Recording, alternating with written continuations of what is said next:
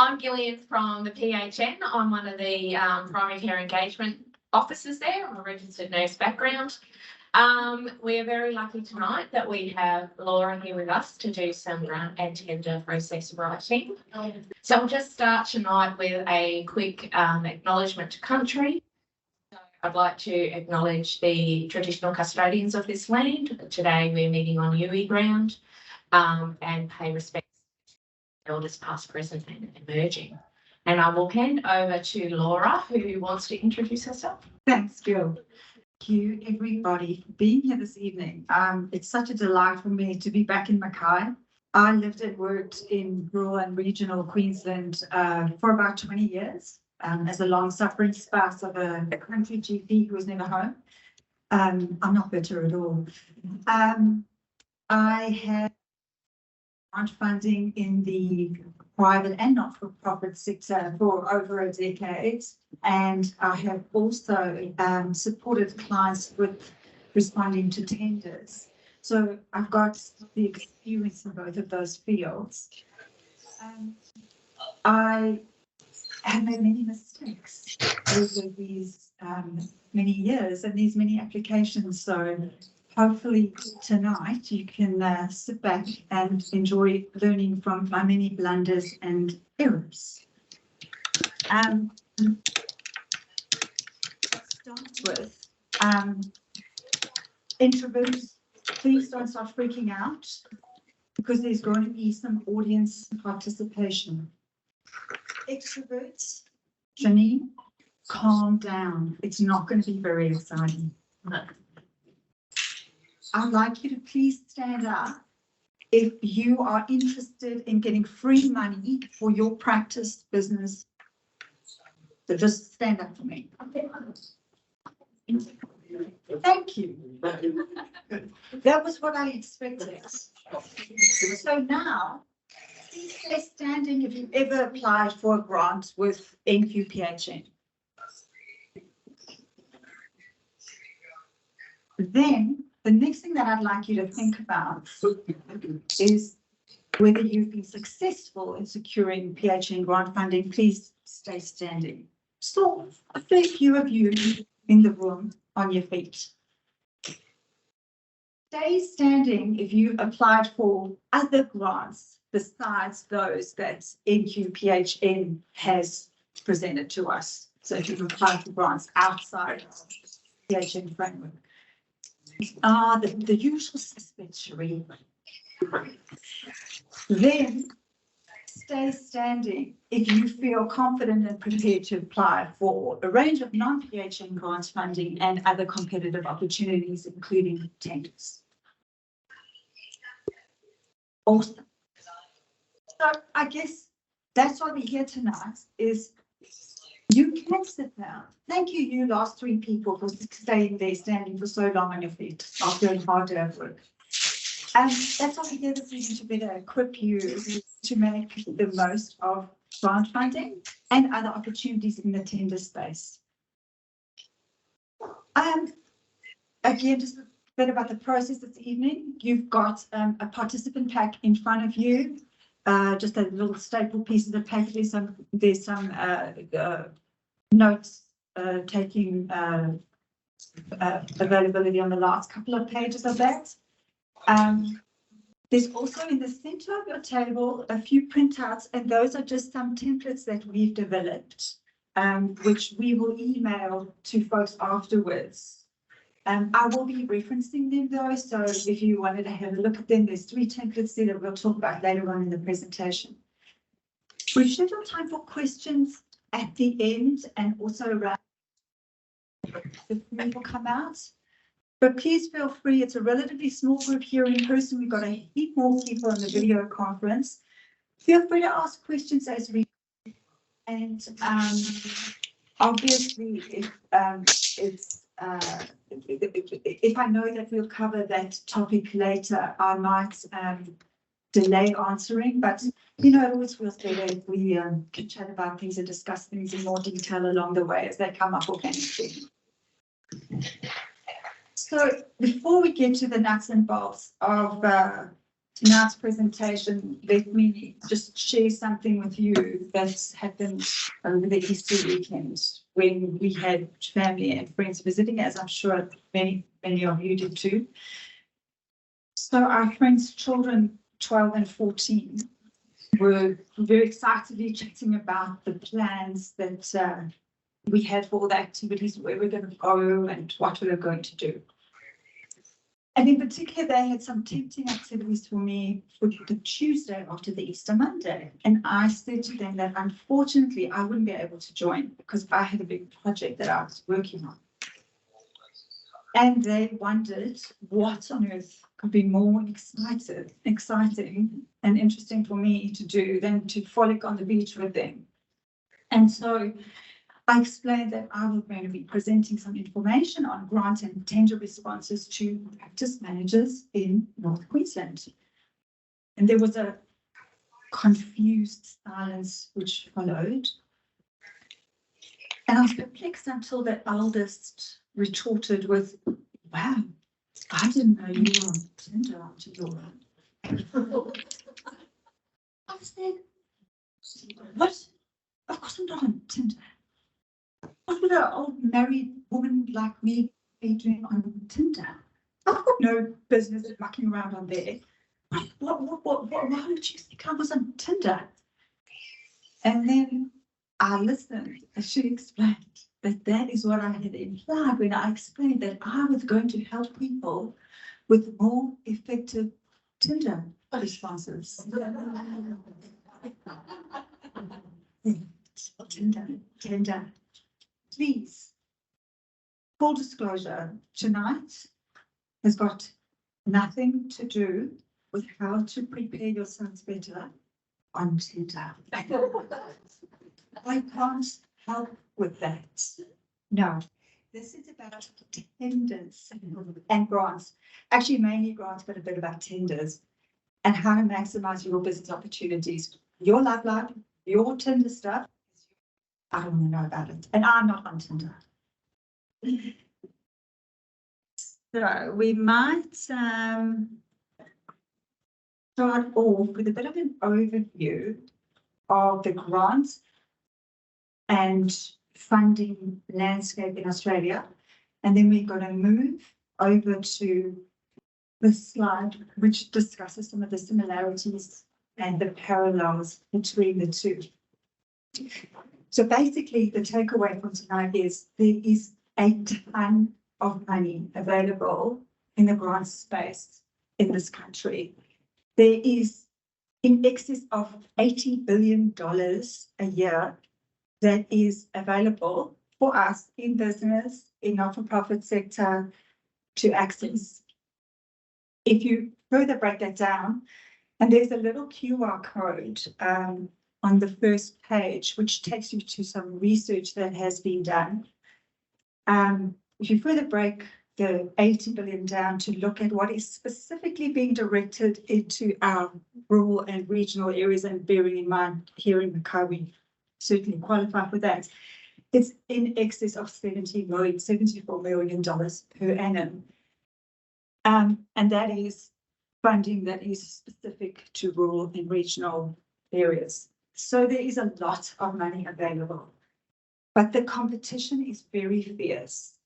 And research indicates that a third of us are not going to be successful in grant applications.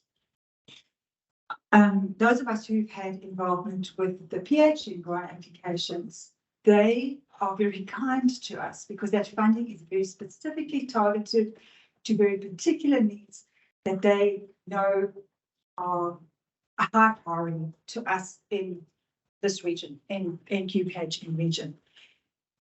So they actually are very kind to us. We do not need to provide huge amounts of supporting information, documentation, process procedures, etc. when we are applying for those PhD grants. But that is a different case when we are applying for non-PhD grants.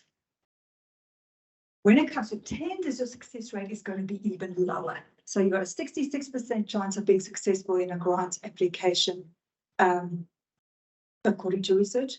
With a tender, there might be, I don't know, 5 or 10 bidders. Only one guy's going to get that contract. So achieving success in this space is really about understanding the process.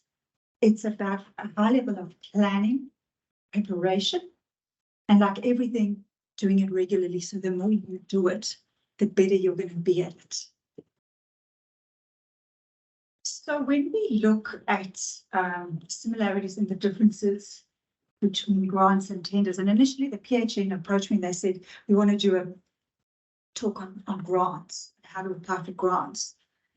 But then as we were going through the process and discussing what they would like me to share with you this evening, they said, hang on a second, there's so many similarities here. Why don't we try and cover both?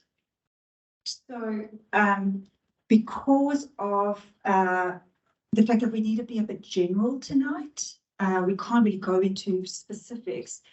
They have, the PHN has funded some of my time after the fact that if you do have specific things about specific applications, specific tenders that you're interested in, that you can get in touch with me.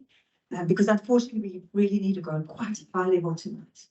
To look at the grant side, grants are usually issues by governments or other agencies, which are called grant-making agencies. So they make an opportunity, they put it out into the market, and then people like us apply for that funding.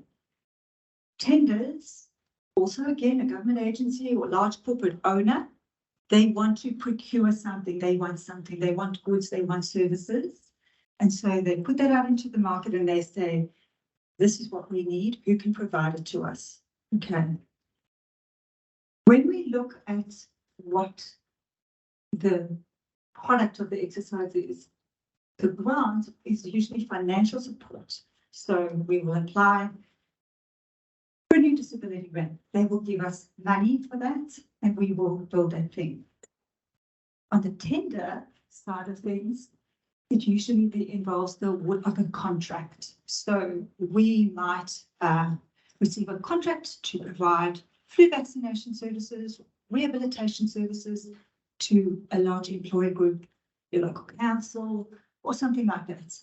So goods and services that the owner needs, we provide a proposal to supply it. Now, when we look at the next step, it's eligible organizations or businesses in the grants will apply according to specific guidelines. So let's say, for example, you're going to apply for a grant from the Community Benefit Gambling Fund. It's a great place to look for grants. They will have criteria, a list of things that you need to be eligible. So you need maybe to be a not-for-profit to apply for a particular grant. We need to be a particular size organization. We need to be operating a certain field. On the other hand, with tenders, there's also eligibility, but that will be more in terms of if you are a large enough organization to provide a specific service. You cannot apply for a service to provide mental health inpatient services if you're a tiny little general practice in Mariba to provide, service for the whole of NQPHN region. So there will be that kind of eligibility in the tender section, but it's more about your capability, your ability to provide a certain service. Then applications and responses on both sides of that line are assessed according to stated criteria. So the owners tell us, they say, you need to give us a proposal for your project or the thing that you want, and we are going to assess it, but we are going to use this set of standards to measure your proposal against. And it's exactly the same again on the tender side, except it's for contract conditions. So they will say you need to provide the service 3 days a week, or you need to be able to have a nurse on site every Saturday morning, and you have to provide a proposal according to those contract conditions.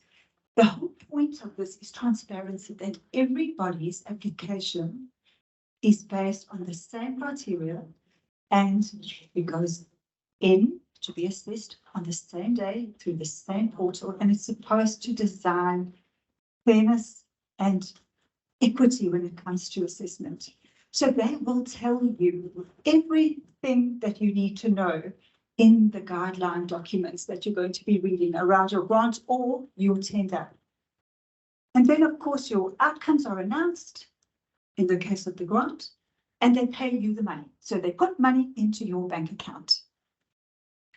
Then you will spend that money on whatever it was that you proposed, event, piece of equipment, an improvement to your facilities. And on the other side of the tenders, at that point, a contract is awarded to the winning bidder, the winning service provider, and that'll usually say you've got a 6-month contract or a 12-month contract or a 24-month contract. So everything is spelled out, you know what you're in for. And then as a service provider, you carry out that work. And the last piece of this would be an assessment piece where you need to do what we call an acquittal in the case of a grant, which you have to show them what you spend the money on. So you can't take off and go to Bali. You have to be very clear and report back to them about what you spend the money on and how successful your initiative or project is. In the case of a tender, you will also be measured. There will also be evaluation, but that evaluation is according to meeting the KPIs of the contract. But again, we know all of this right from the beginning of our process. So now we are going to have a little chat about, my computer will wake up, about the opportunities. So let's start with the who. So where are these opportunities for grants and tenders coming from? Who do we need to pay attention to? So primarily, we have the government, right? So we've got the federal government, we've got the state government, we've got your local government, so your councils, and we have agencies like the PHN who fall under the government. So a lot of that $80 billion a year in grants funding is coming from the government. The other thing that we look at on grant makers is charitable foundations. So the McGrath Foundation or, Diabetes Australia, people who are in the not-for-profit sector who want to achieve certain things in communities will often offer grants. And then to a lesser extent, businesses will offer grants. So Telstra, for example, may offer grants. On the tender side, it's exactly the same. Your federal government, your local government, your state government, government agencies also issuing tenders. Business would be a massive player in the tender space, and to a lesser extent, your not-for-profits are also playing out in that space. So your larger corporate not-for-profits, say Starbucks, or they might put a transport service out to tender. So something that is outside of the core business or operating function, not-for-profits offer tenders as well. So those entities are actually the same on both sides. Then you say, well, why on earth why are they giving us this free money in the form of these grants that we have to apply for? And the key reason is because they want to achieve their goals and their objectives. So governments, businesses, not-for-profits, they all have strategic goals that they want to achieve. I'll give you an example. So the federal government has a target of a 43% reduction on 2005 emission levels by 2030. Okay, so they've committed to that internationally. They've assured all of us voters that that's what's going to happen. But how are they going to get there? How are they going to achieve that? Sitting in Canberra. What they need to do is they need to change the way that we all do things. Us as individuals, businesses, companies, we need to change our behaviors. And to effect change, we need to then have investment. So they throw money at the problem. And I don't mean that disrespectfully. So recently, there was a fantastic grant, an energy efficiency grant. The first round is closed now, but there's another one that's coming next year. Now, in this grant, you could apply for up to $25,000, any small to medium business. And the goal was to reduce energy use and manage energy cost. So sounds like a very naff kind of a grant, you know? Really, what am I going to do? But the aims of the grant were, and round two will be the same, to improve energy efficiency practices and increase the uptake of energy efficient technologies. Again, sounds very technical. Assist small and medium business to manage energy usage and reduce greenhouse gas emissions. But guess what? Guess what they were paying for? You could apply for replacement equipment, anything. So you've got a 1-year-old vaccine fridge that's getting a bit long in the tooth. You can apply for funding to buy a new piece of equipment for your practice, to buy a new printer, to buy a new computer, anything, as long as that energy rating can show an improvement on what you have. And I love this grant because it was so practical, and I really hope that they will keep the guidelines the same when they relaunch. It was unbelievably popular.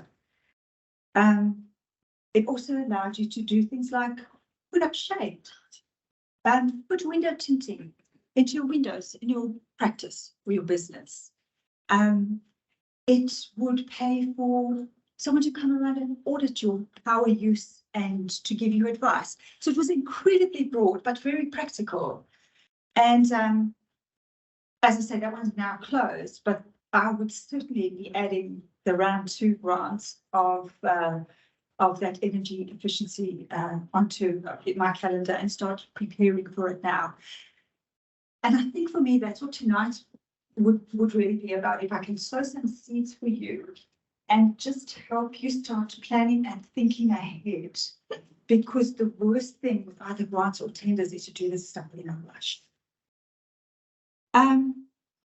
So we've oh right, so let me quickly tell you about why would the company give you one.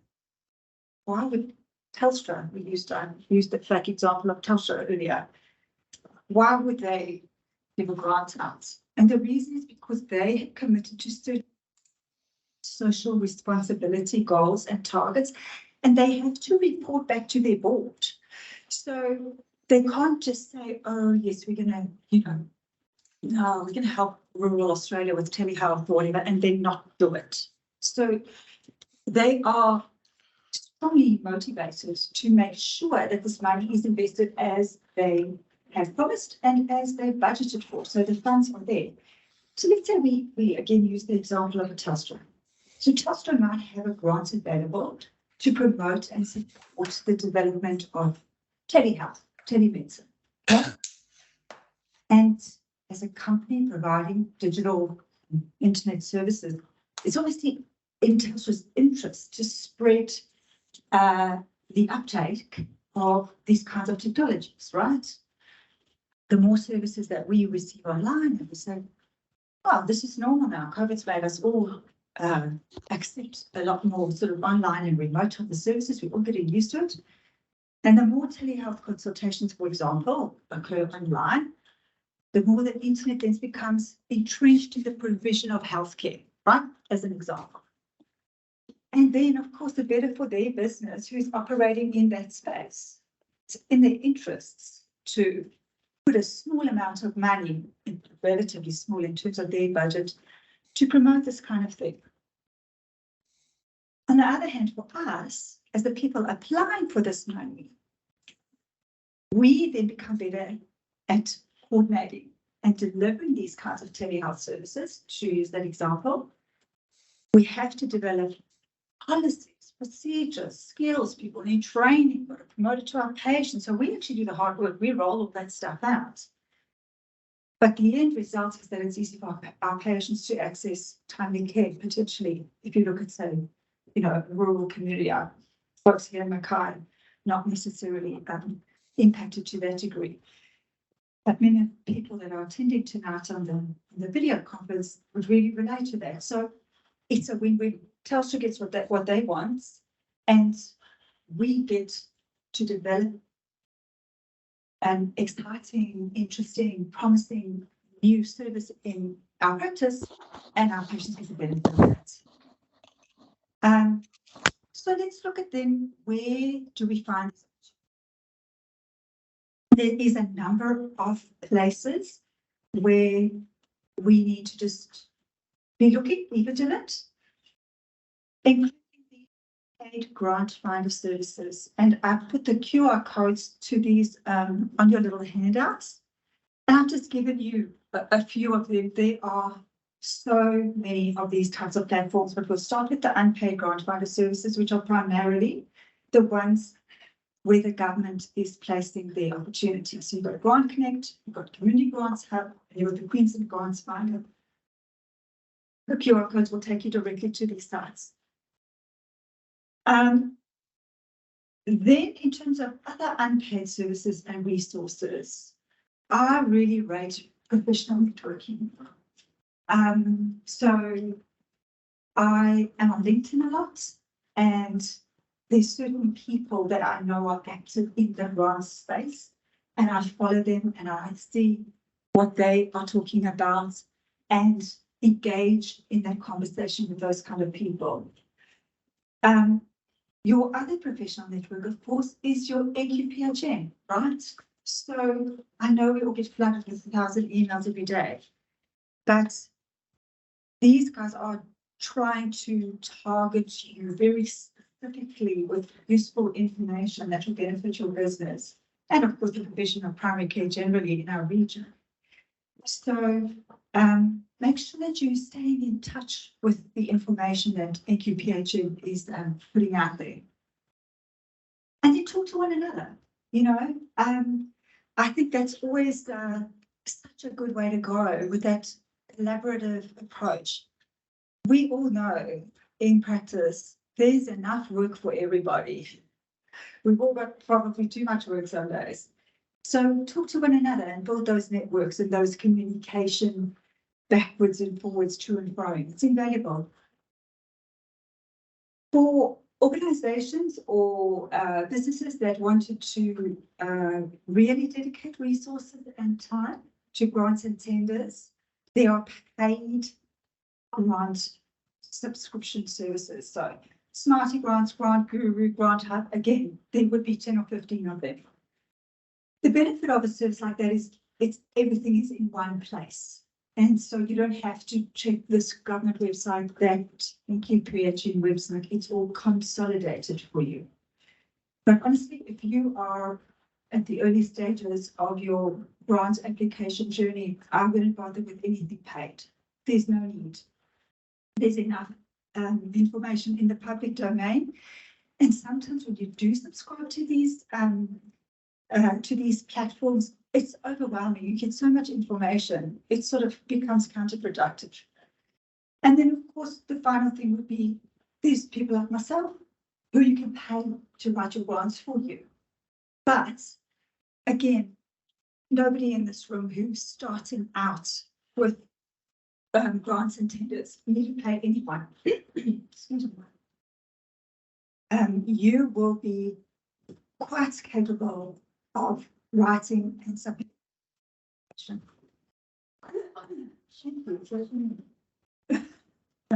Thank you.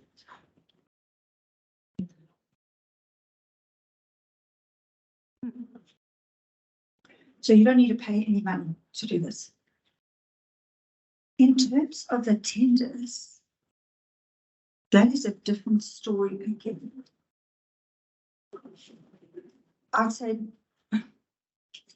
99.9% of tender work in Australia is now managed through online tender portals. So this one is the one that NQPHN uses, and most of them look sort of like this. You can see if you go down the left-hand side, you can see what's currently open. You can go back and look at the closed ones and the archived ones, and I always highly recommend doing that because you can see who was successful and what was their bid. So that is always great intel to go back and look through the history. If we look on that main section there, where it says title, these are two tenders that are out at the moment for NQPHN to secure services. So everybody in this room can apply for those two contracts. And Gil was just telling me earlier that there is another one that is coming in the next little. Oh, there we go. The after hours one. So these are opportunities for us to go and see what is the THPHN looking for, and are we able to provide these services that they are looking for. It'll always show you something about, say, the category. You can see there's mental health and then the other ones after us. Now, the closing date, this is incredibly important. If you prepare your tender response and it takes you 4 weeks of solid work and it's beautiful and it's amazing, but you don't get it uploaded to this portal before that time, it's null and void.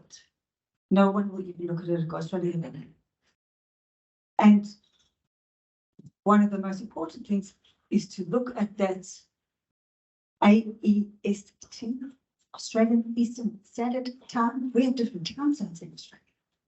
So don't assume that that is 10 o'clock in Queensland. It could be a different time in Sydney. And these are the little tips and tricks that trip many a tender response creator up. The next thing that we're going to talk about is planning to start the process. And for me, this really is the key. Don't just blunder into this and say, oh, it sounds like a good idea. I want to save these $80 million. I'm going to get my hands on some of that. Ask yourself a few key questions. First of all, do we want to do this as an organization? Because there's people here, and I mean, I've worked on tenders with you, Shirley. It takes over your whole life for weeks. You get nothing else done. Do we really want to do this? It takes time, it takes effort, it takes buy-in from your practice owners, stakeholders, partners. It's a big deal. So do we want to do this? Then the next thing that we need to do is look at our business, our practices, or not-for-profits, whatever organization you are here representing tonight, and think about the particular strengths. So maybe you guys do training really well. You offer school-based traineeships. You take in medical students. You train junior doctors. And maybe you feel like, man, we really do that well. Maybe, again, I'm using the telehealth example because it is a new area where practices are sort of finding their feet and wondering if there's an opportunity for them. Ask yourself also, is there an area that you're particularly looking for our business to grow? Are there opportunities that we've sort of been wondering about and we haven't really, invested a heap of time and effort, but is there like a seed of an idea that could potentially form itself into a project or an initiative with a bit of effort on our side? Excuse me. The other thing that you're going to look at is potentially a particular concern that you might have in your community or patient demographic. So maybe youth mental health, you see that's an issue in your patient base and you know, you have a heart, you want to do something about that. Or maybe there's a particularly pressing need. You might be in a rural area and there's no palliative care. And you just see how that's created problems for patients and families. And the point of doing this is to give you a few high-level concept ideas. 3, 4 things, it doesn't have to be a whole long list. Then you're going to think to yourself, how often are we going to plan? Are we going to do 1 a month? No, don't do 1 a month. Are we going to do 3 or 4 a year?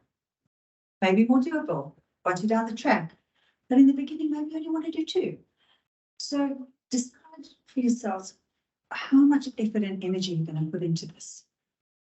And you need a bit of a schedule. So I've told you there's an energy efficiency grant coming out in the first quarter of next year. Go and look at the one that's just closed. Prepare yourself, get that ready in December so that the minute that it comes out, you can submit it. And then, of course, there are minor grant opportunities and there are major grant opportunities. People like us sitting in this room, we have got no business mucking around in the major grant opportunity space because you're going to be competing against people like Aspen Health, who have like a 20-person team just working on that. So, especially in the early stages, you're going to be quite happy to apply for 10,000, 20,000, 50,000, 100,000 at the max. You're not going to go for massive $10 million grant or tender opportunities. And that gives you the opportunity to get your processes and systems developed, all your ducks in a row, and build your confidence and build the team as well. Then the next thing around the planning is for you to ask yourselves, who are your partners and your stakeholders? Whose buy-in do you need as a practice manager or somebody who's working in the fundraising aspect of a not-for-profit? Whose cooperation and buy-in do you need? Who's important to this process? So, for example, you might start off with the practice owner. If the practice owner says, no, I've heard about this grant thing, your life's going to be sucked in, you're not going to be able to do anything else, this is going to pull a piece, I do not want you to do that. Well, you're going to have to convince them, you're going to have to get their buy-in. You might want to be talking to your accountant and saying, hey, I feel like we can get a bit of traction in this grant application field, but I might need you to help me with reviewing some financial information, double checking my budget. Do my figures look right? You might need to ask your accountant for a letter of support, for example. Many grant applications will want to know that they're giving money to a business that's valuable. They don't want to give you $50,000 to provide a project and you're actually going to go bankrupt in 2 months. So your accountant is an important person in this process too.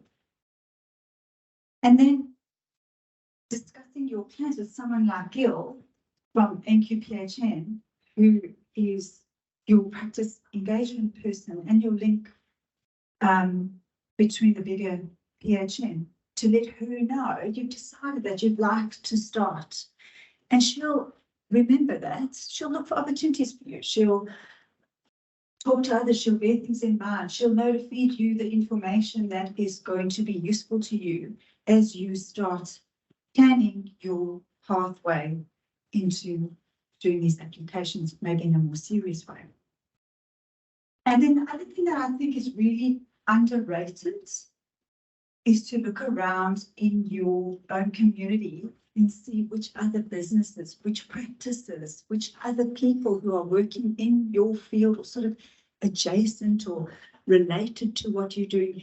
Are there possibilities for partnerships with others, especially with these bigger types of opportunities? That partnership piece becomes very important because most of us are not set up to deliver a massive contract without some kind of a partnership or collaboration with a group. The other thing that does, of course, is to share the load. So if you've got other people who are going to help you with the application, whether it's a tender or a grant, and you're increasing your skills and resources because other people in other teams are going to have different skill sets to what you have. So this is an overview of the process.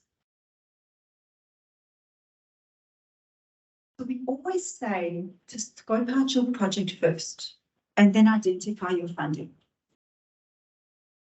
But if truth be told, often it doesn't work like that.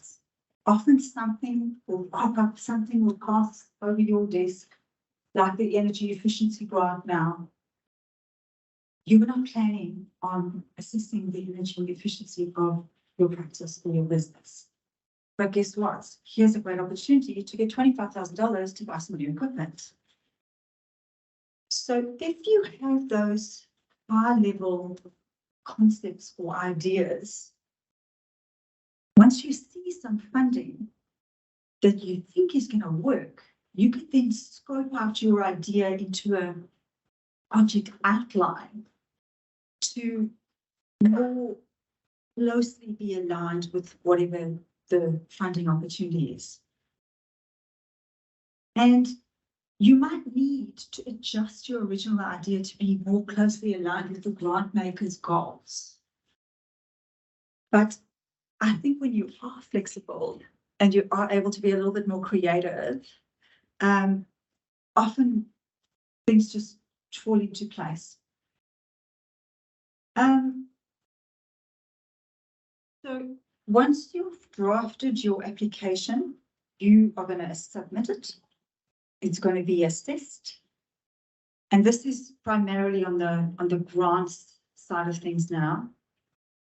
There'll be an outcome, and bearing in mind that they tell you, they say, we're going to make a decision on this day, we're going to tell you on that day, and they're going to let you know. If it's positive, they're going to give you money, and you're going to need to deliver the project. If it's negative, you're going to ask for feedback. This is an important piece of the loop that not everyone does. They say, oh, damn, I didn't get that thing, or whatever, move on. But asking for feedback ensures that you are going to have a better understanding of how those applications have been assessed. And you'll know how to improve for next time. So once we decide that we are going to apply for grants, we found a great opportunity, what we think is a great opportunity, we're going to go full steam ahead. We open our guideline information and we start reading through it. The very, very, very first thing is to determine whether you are eligible. And not only is your business eligible, but is your project close enough to the grant maker's goals and strategic objectives to be a contender. And, you know, I always think of something that happened to me. I was working with a domestic violence charity and they sent me a grant, very excited. We want you to, it was pro bono work that I was doing. They would find opportunities, tell me the project, and then I would write the application and project manage the process for them. The grant was to prevent people who were vulnerable from becoming homeless. And so the board looked at this grant and said, it's fantastic. We've had this project in our mind. We want to run a little program for women who have escaped domestic violence situations to help them understand the rental application process, because they've never done it before. A lot of them are migrants. A lot of them have been in coercive control situations where they don't even have bank accounts. So now they've got to apply for a house. They don't have an understanding. So they wanted to run a little program, put some resources, have a project worker on board and deliver this information. Sounds like a perfect fit, right? Preventing vulnerable people from falling into homelessness. And I'd only just started doing this was to go back and look and see who had been successful in that type of grant by that organization in the past. And I went and looked, and every single one of them was for the building of physical infrastructure. So renovating, building new accommodation. And it became clear to me that these people want to fund things. They want to fund buildings. They don't want to fund programs to help people apply for houses. So I just said to the board, look, and they were like, oh. So before you go and work your guts out and put all this information together and be hopeful and optimistic that you're going to get it, check and see. Do my objectives, what I want to achieve, is that the same as what the grant maker wants to achieve, and then see who's been successful in the past. Another important thing in terms of eligibility is funding limits. So they might say, yes, they will help you to upgrade your disabled access. But you need a lift in your building to do that. And then you go into the fine print and you say, well, they're only going to cover for $7,000. That's not going to cut it. So it's a kind of fine analysis of the guidelines around eligibility that you need to double check, because it's heartbreaking when you put so much effort into something and you're not eligible. With tenders, there's often very specific eligibility about business size. So your turnover, right? How many employees you have. Even things like insurance cover, public liability, that kind of stuff. And so something like insurance, that's not a big deal. If you really want the contract, you're just going to buy a bit more public liability so that you can submit that evidence with your application. But something like turnover is a deal breaker. So if you're not eligible, don't even give it a second thought. You need to just keep looking for an opportunity that's right for your business and that's right for your project. So in terms of assessment, and again, this is all up front. Everyone sees this stuff. They tell you how they are going to measure the proposal. Is there a need? What is the benefit to the local community or the region?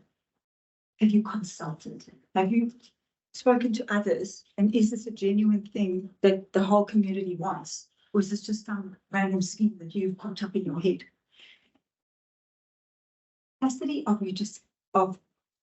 you to successfully complete the project. You need to be able to show that in your application, and they need to see it, be able to measure it. In-kind contribution. Often with grants, they say, we'll give you $7,000, but you've got to pay $3,000. You've got to contribute $3,000. So, it's just principals living and agree with $3,000.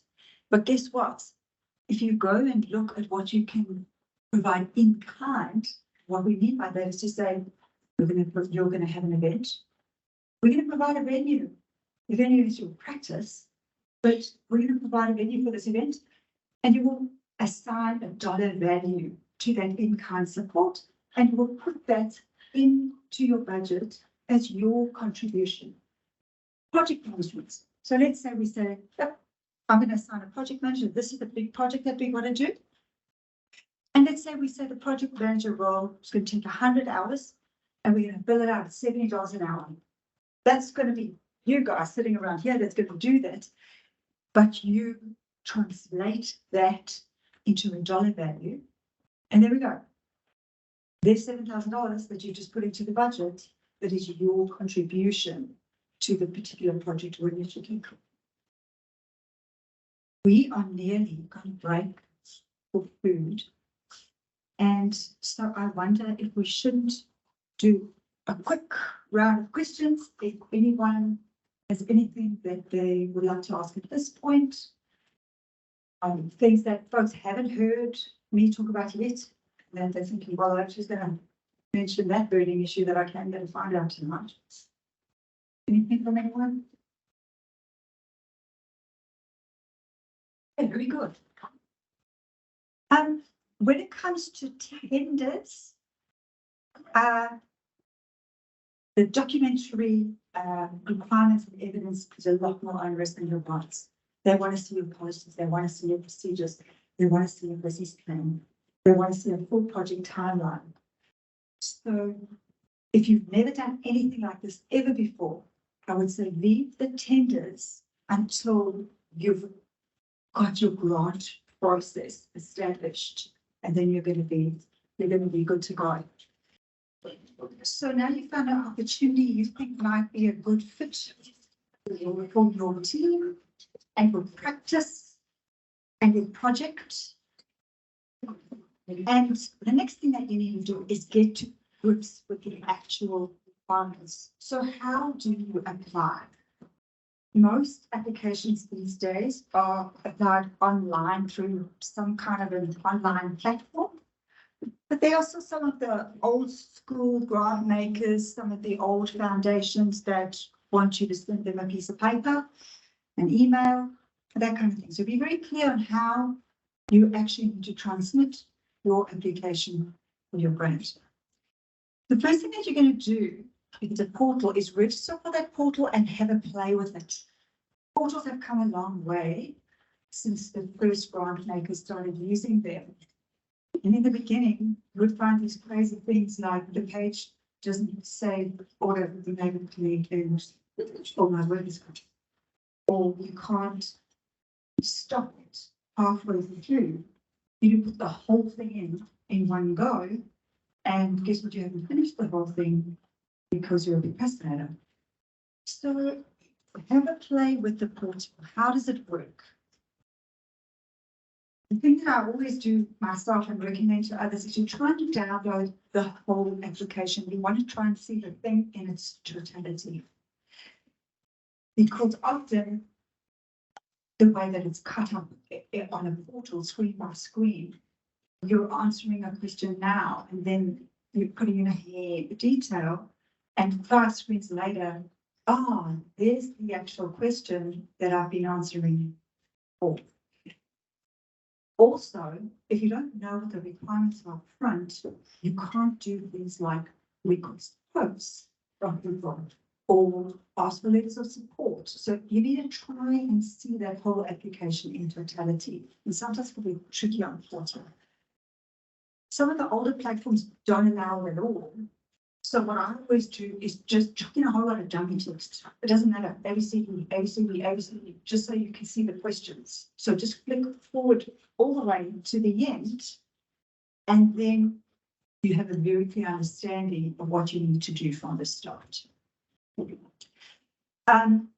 Again, looking at the nitty-gritty, what are the requirements about attachments? So often there will be maximum file size limits, or they will ask you to give your budget in Excel, but everything else must be in a PDF. It sounds really picky, and it is, but if you don't get it right, your application can be considered not compliant, and it would be terrible to miss out on being assessed for something as minor as that. The FAQs, the frequently asked questions, often the larger grant makers will have a big list of FAQs, all questions that they've done over years, because remember, some of these people issue the same grant over and over and over again. So go and read through those FAQs before you do anything. It'll give you such a good insight into the grant maker's objectives and the actual process of submitting your application. So then you're going to make a little plan amongst your team, who's going to do what.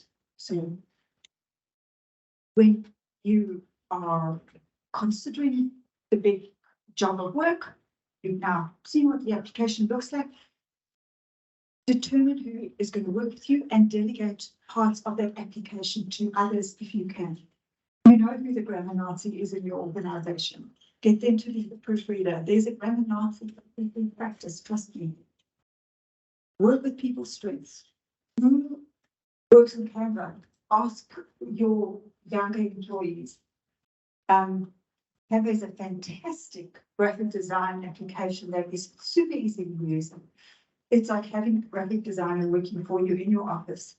And I will be tracking everything into a Canva template. It will just make your application stand out. There's a free version. You don't need to buy the paid one. The free one is absolutely adequate. Look at your team. Who's got great relationships with local stakeholders? Who can you send out to pitch your project and secure their support? So maybe you've got, you know, one of your practice principals attends every meeting under the sun. One of these bonders and talks to everyone. Get him to go out and explain your project, what you want to do. Because you're going to need to show evidence of consulting with your community, and those relationships are important. So then you have to just flick forward here. You are going to prepare and source your business and your project information, and there's a template for this. What I would recommend is that you store all your information in one place on a table like the template that I prepared for you there. So put everything in, your ABN, the contact person, contact details, website, social media links. If you're going to be working with others, who are they? The key with this, or the reason why this template is handy, is that you can just cut and paste. So then you're not typing your address and your web address and everything over and over again. And if you make sure that your information in your template is perfect, no spelling mistakes, the font is all consistent, everything is perfect, you don't have to pay so much attention to that minor stuff. Just get it there. Just copy, paste, copy, paste, copy, paste. We will send these templates out electronically afterwards. I think I might have said that. So basically, the template is designed to help you organize, collect, create, and store the information. And you only need to set it up once. Although it is going to be a dynamic document, you are going to make sure it's up to date. Who's the contact person? What's the contact person's designation? What's their contact details? But it's minor tweaks. So A is going to save you time.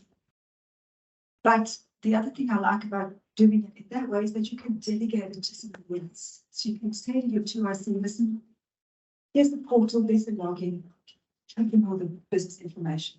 It's not rocket science, it's literally copying and pasting it. So it just allows you to focus on the more important aspects of preparing your application. I'm talking a lot about copying and pasting, and copying and pasting is very important when you are creating tender responsive advanced applications. However, every single application, like when you apply for a job, nobody here is going to hand the same CV in for 5 different jobs. You're going to craft your CV to meet the needs of the employer who has told you what kind of employee they're looking for. And it's the same with this. You are going to craft your business profile, services that you offer,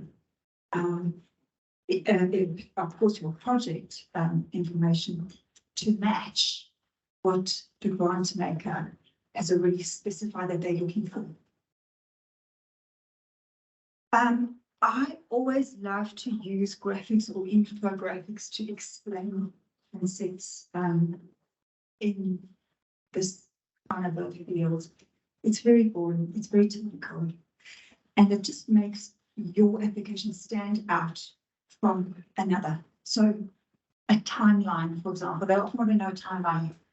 You're going to start in week 1, and then by week 3, this is going to happen. And then the event's going to be in week 5, and then there's going to be a assessment and evaluation of the success of the event in week 7. That's a perfect thing to put in a timeline. It looks so nice. The other thing is, of course, your org chart. How's your business structured? Who are your people? Who's your key people? Who's your personnel? Don't write that out.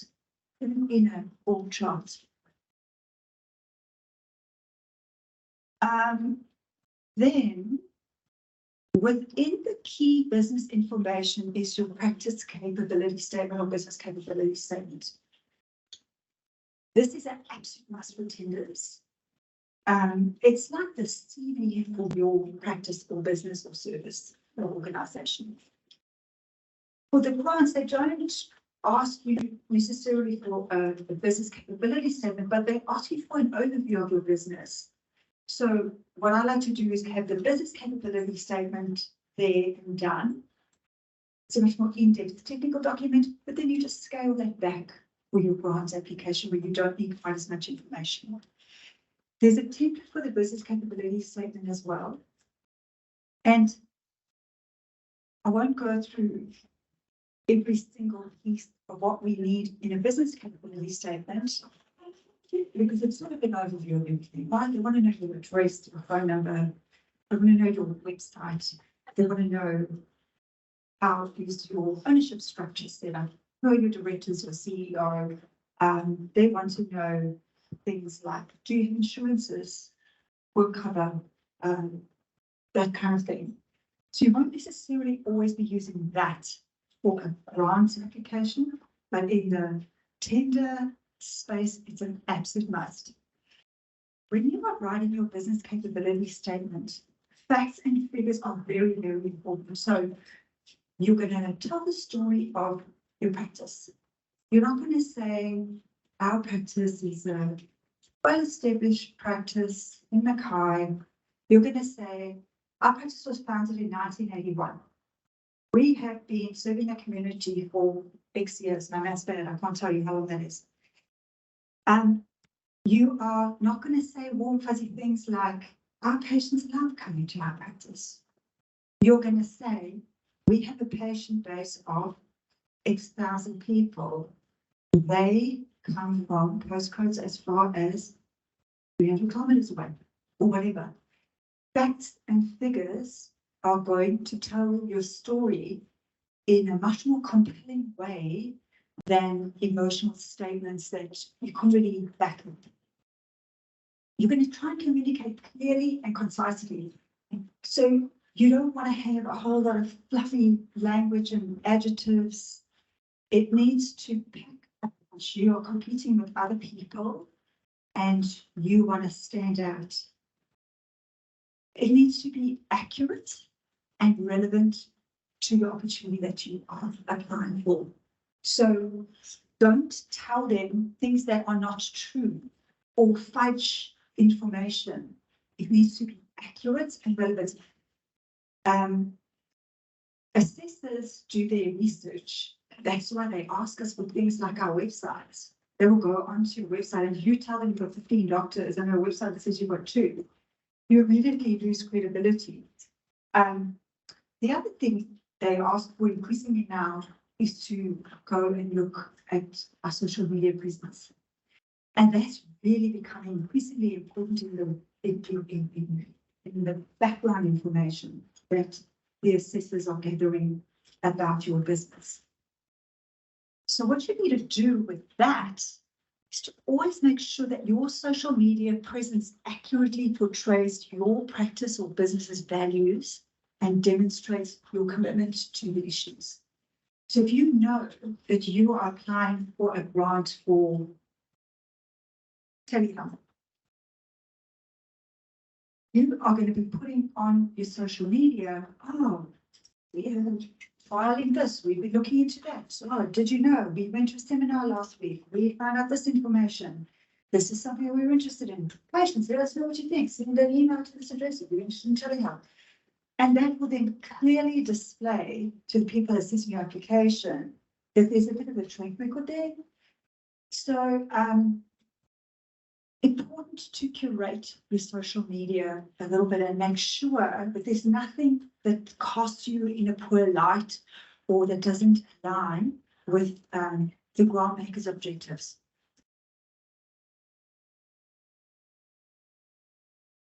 Then, when we talk about the capability statement, one of the key things is to talk about what sets you apart. Why are you different? Why is your practice different from the next one down the street? And what we need to do there is sometimes to think a little bit outside of the box. Because remember, we can never assume that the person who is reading this understands macabre or even general practice. You cannot assume that they understand your region, that they understand your service. So you need to make sure that you are selling yourself. What's your standout? And in this template, right, we talk about things like what does your practice do really well? And I mentioned it before. Are you providing opportunities to people in the community to have access to general practice? Are you, again, the school-based traineeships? Are you doing work experience? Are you providing opportunities for people who are trying to reach later in life? That kind of thing. Those are the kind of things that you might be doing, but you haven't actually realized that's quite different. Not everyone is doing that. Also, what are the benefits of working with your practice? So why do people like working with Reedy and Gray? Because they're compassionate and because they have a heart for disadvantaged people. So those are kind of things you might take for disadvantage, you might take for granted, but think about the things that actually make you unique and that connect back to your value set. Key personnel. Who's managing the practice? How many doctors have you got? Do they have any particular qualifications? They've got an interest in skin or occupational health. They have an advanced qualification in rehab. These are the kind of things that are going to set you apart. One of the important ones as well in your capability statement is clients, stakeholders, and partners. When we talk about these people, the important thing here is that if others are prepared to work with you, it means that you're trustworthy. So if you have a cooperation with Queensland Health and you guys do something together, whatever, it doesn't matter, project, initiative, share things, that's the kind of thing that you want to point out in here, because an assessor will say, oh, wow, these guys do this, they work with so-and-so. Listing your companies or your other organizations. So you might provide recovery and rehab services to your local council. Write that in your document. That is important because it lends you credibility. Then there's other things that you always need to think in the back of your mind. Your GP training program. Write down who you are accredited with. You're accredited with RBTS. You're accredited with RSCGP. You're accredited with ACRO or whoever. You're going to put that into your capability statement because it shows that you've worked harder to get a particular certification that a peer might not have. Performance track record, and this is very important in tenders, less important in the glass space. So in your performance track record, you need to give information about any contracts that you have, and that could be anything. It could be providing vaccination services. We worked out in Marlborough, we provided drug screening services to mine sites. We were involved in doing health and wellbeing screening, things like diabetes screening and so on. Anything that you can think of that you have done needs to go into this capability statement because it's your advert. So even if you go, there's nothing, put it in, it can't hurt you. Accreditations and certifications, and again, thinking outside of the box here, most of us here, or all of us here, I would imagine, have our general practice accreditation. But then there's a heap of other ones like our GP training post accreditations, and even something like your drug testing and inspection accreditation. Some of the practices that work in the occupational health field might be accredited with NATA. You need to put all of that in your capability statement. Community involvement is very important. So you need to think again outside of the box. What do you do in and for your community? And especially things that you've already put up on your Facebook page. So you attended a careers day in high school, right? That's on your Facebook page. And then you're going to have that in capabilities to say, we do this every year. We go to the careers day. Think about what your practice provides free of charge. And you'll be surprised because often there'll be a doctor that says, oh, yes, I see all the patients from blah, blah, blah. The social worker calls me when there's a problem and they come in and, you know, they start charged. Those kind of things are really important. Free screening services at community events. These are the things that we need to make sure that we have included in our capability statement. So very important capability statement. And what you're going to do is for your grant application, you're going to scale it down. You don't need to put all your certifications, your insurances, policies, procedures. That doesn't need to go in for a grant, but for your tender, it's an absolute must. With your capability statement, you're going to want to invest some time in making sure it looks good. Make sure your logos are on there. Make sure you've got a nice template on Canva, and that it really presents a professional impression of your practice. Right. The next thing that is very important with your grant and your tender application is your budget. So budgets can be tricky because a lot of time you do not have much leeway.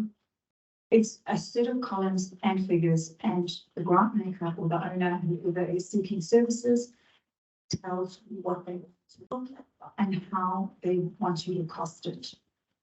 If you are not confident with financial stuff and with developing these kind of costings, this is not an area that you should work with by yourself.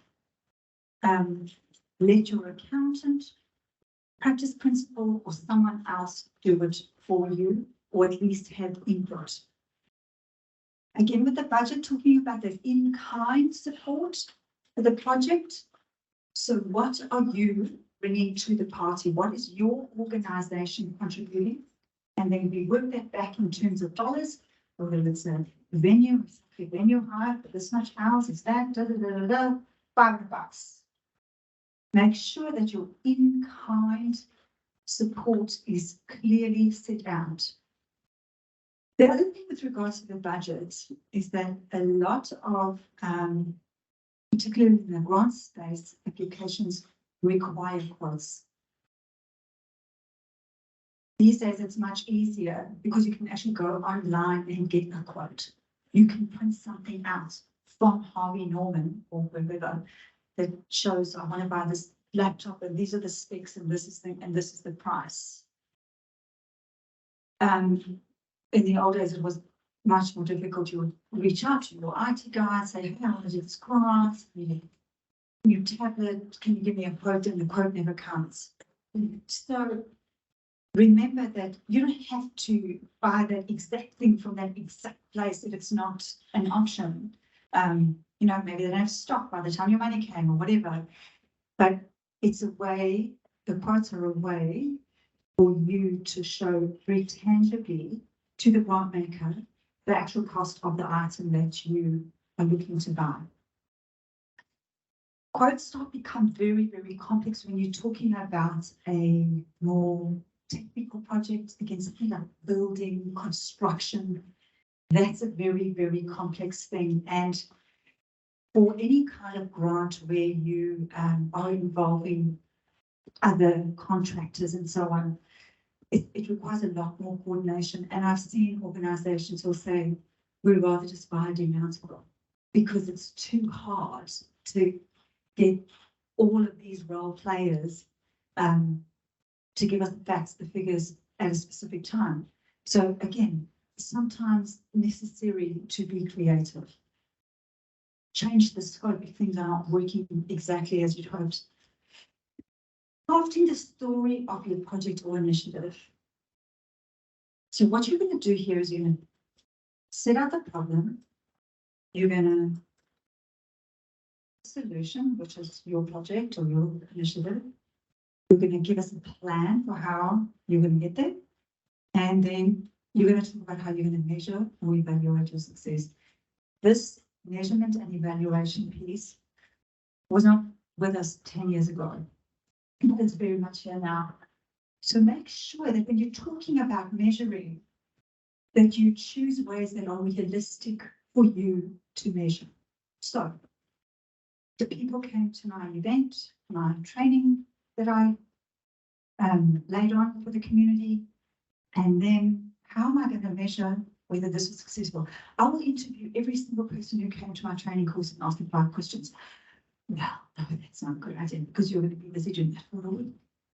So you're going to choose ways to measure that you know are achievable and realistic for you to do very easily.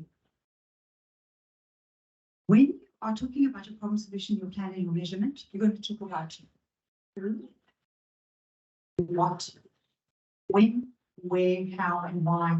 Those very specific questions are going to guide you how to write this story. And then finally, after you've gathered your information and you've written your paragraphs and your brain is bright, I would strongly recommend that you copy and paste your text into ChatGPT.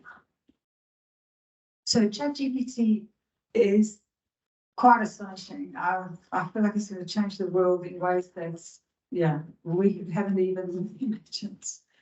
Brilliant. It's incredible. So you can copy and paste what you've written about your project, and you need to give the AI an instruction. So you're going to say, create a more compelling or more interesting, or whatever you feel your content is lacking, text using this, and you put it in inverted commas. You can also say, for XYZ practice in XYZ town, the more information you give it, the more terrifyingly accurate the result will be. I would never recommend sticking your grant question in there. That's not a good idea. You need to put your seal on it first. But it is incredible. It's going to do people like me out of a job. You will definitely be pleasantly surprised with the results out of ChatGPT. All right, so then building a picture of your reputation, your capability, and your support. So your consultation, you've been talking to others. It's not just some brainwave you had, you want to do this project. It's a real problem. People are invested in solving it, and people trust that you are a good organization, a good bunch of people to sort this out. So how are you going to do this? If your application has a business focus, right? So what? Economic development, for example, job creation, something like that. You are going to approach companies or organizations who are prominent, active in the local economy. So buy from people like one of the big miners or something like that. And particularly if you provide services to them, and you're going to ask them to provide you with a letter of support. And basically, I've given you a template for this as well. The letter of support doesn't have to be heaps detailed. It just needs to say, this organization is known to me. They provided us with services over X, Y, and Z time. We have always been very happy working with them. I believe that they are applying for this grant, that funding, and we are supportive of this because we see that it is an issue in our community. So it doesn't have to be chapters and pages of writing, short, sweet, to the point. The other people that you are potentially going to have the opportunity to contact to support your project could be your local schools, it could be community, not-for-profit partners, Queensland Health again, people that are familiar with your work, that have had dealings with you, that have been positive and that trust you. The other thing that you might need to show, and you don't need to show each one of these things for each application. Different grants and different tender responses are going to have different environment and are going to have different requirements, but I'm just trying to cover everything. Evidence of consultation. So for you to again approach somebody who's well known to you, who's worked with you, and say, yes, we know that X1 practice is applying for training for someone to be able to read CTGs. This is coming from the Don at the local hospital, and she's saying, we are not able to provide the service. It's a rural area. People need to travel 3 hours when they're pregnant to have a CTG. And we support what this practice is trying to do to provide a service locally. So you get the picture. You just want someone else to back you. Someone else to say, yes, this is an issue. And yes, I think these people can deliver it. And then again, the social media and the online presence is very, very important. Don't building the picture of your reputation. Excuse me. Again, I was working with a not-for-profit, and this is in the early days when grant makers were asking to see social media URLs, and I went to see what their latest postings were about. And they had this amazing function, and it was photographs where it was a professional photographer that had done these amazing photographs, but it was just pictures of rich people in cocktail dresses drinking champagne. And I thought, this is atrocious. If I'm not saying these people care deeply for the community and whatever this organization, you go into their social media and that's what you see. So very, very, very important that you check your social media and that you build your social media around that reputation that you're trying to create, because you can't do it in 1 week. You can't do it overnight. It's a process. And ask yourself, what is your social media for? So a lot of us fall into the trap just using it to say, the phones are down, we're really slowly, we're doing everything we can to get them up and running. The phones are up and running. And I've done it. We all do it. It's a handy way of communicating when your patient can't get through to you.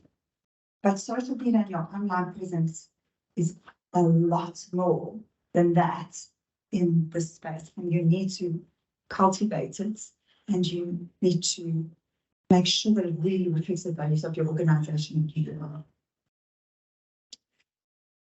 Presentation really, really, really matters. I sort of retyped this in my paperwork tonight. And again, please learn from my mistakes.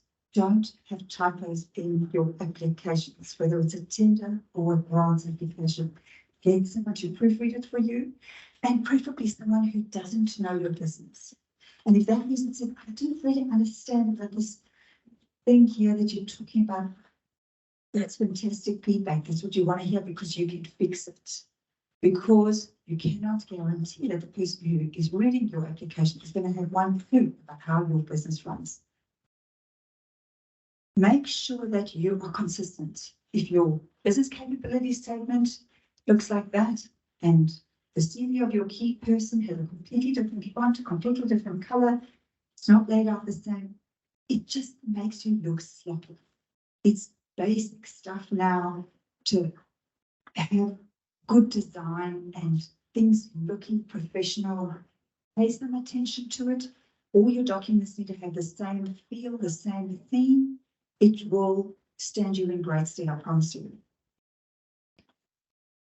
PDF, please don't send documents in Word or, well, the accountants always want you to send the budget in Excel, but make sure that you PDF in your documents before you send them in. Sometimes we're rushing and you just attach it, and then it's not a good thing to do. PDF Yes. The opposite, Laura. Right. Create PDFs and uploaded it. And then after I did it, I reread it and then saw in fine print, like one of these Word document. I went, oh, I just wasted. There were so many documents. We just told about an example of where she assumed that they wanted PDFs because that is what all of us submit. And only after she submitted it did she see in the fine print. I didn't submit it. Oh, When I reviewed it, uploaded it, sorry, not submitted, uploaded. That she saw, oh no, they want it in Word. And yeah, so assumptions, right? Submitting your application, pressing that button, pressing that go button. You need to be ready with everything at least 24 hours before that due date and due time. And remember what I said to you about the time zone, always check the time zone. Because imagine if there's a power failure on the morning when you're supposed to upload this whole situation that you've been working for 4 weeks on. So, I haven't had that happen to me, but I have had it happen to me that I was hotspotting from my phone and then the connection was not great for the big files. And I was at my client's house, but he had left to run an errand. And I'm counting on the clock and I don't have a Wi-Fi password to get this stuff online. It is the most stressful thing you can ever imagine. So make sure you've got at least a 24-hour buffer in time. The other thing to factor in is the upload time. So sometimes big files take a long time to upload, or if you're on a slow connection. So make sure that you're not rushing. Slow internet or internet that's dropping out as you're trying to submit this thing can make your head explode.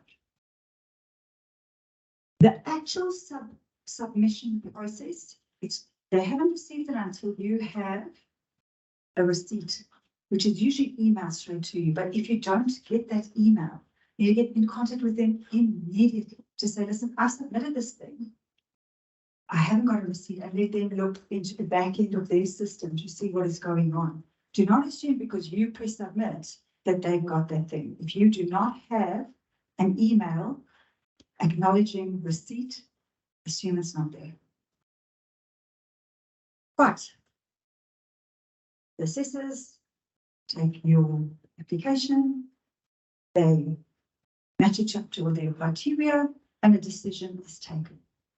I always recommend that you diarize the dates of when the decisions are taken and when you're going to hear and so on, just so that you can anticipate the news, good or bad. You're going to have two options. You're going to get the grant or you're not going to get the grant. If you get the grant, you need to go through the acquittal process. We've spoken briefly about that.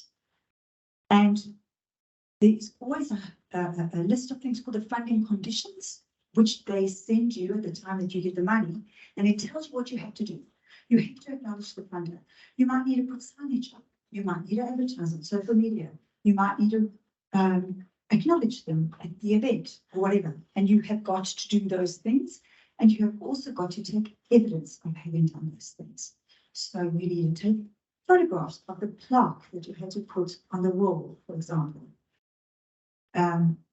Your spending is very important. In your invoices, it's a nightmare trying to find things down the track because there is also an acquittal deadline. So there's a date by which you have to get all this information to them.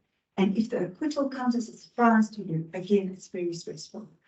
Also, if you do not carry out the conditions of the acquittal, you will never be considered for a grant by that organization ever again. So it's very, very important. If you were not successful in your grant application and they said no, it was a negative outcome for you, it's very important that you, as I said before, ask for feedback. And you can ask for quite specific feedback, depending on the organization that you're dealing with, but most of them are pretty good. So you can say, was my application a good match for this opportunity? How could I refine my project or my initiative for future applications? Don't bin this whole project just because you were not successful with this one application. Alter it, improve it, refine it.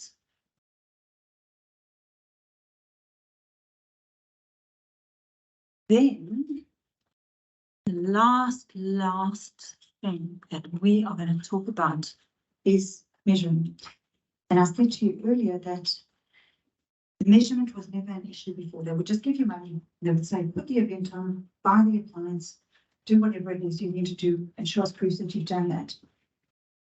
But in the modern grants space, they want to know that what you have done has been effective. And I just love this little picture. So the problem, we've been saying that's where we start always with the problem. In this case, is the cold penguins, right? Then we've got the input. And the input in this case is yarn. But with your problem, it could be your project or the money that you need.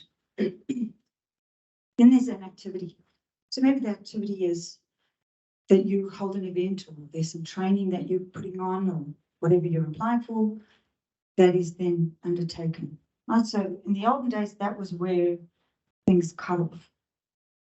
But now funders are saying, okay, well, we want to see what is your output. What did you do? And not only do we want to see your output, but we want to see an outcome. And it's a very subtle difference. But going forward, if you are going to participate in this space, this is a timeline that you're going to need to understand. And you're going to need a plan for what your output is and what your outcome is from the beginning. Because you can't just make it up and say, oh, my outcome is that people like my new accessibility ramp that I've installed outside my practice. No, it needs to be saying so many disabled people affected with mobility issues were able to easily access this practice over this period. And so the measurement and how you're going to report on that is going to become more important into the future. Folks, we are done. And I really thank you for your attention tonight. This subject matter is incredibly technical and it is pretty dry.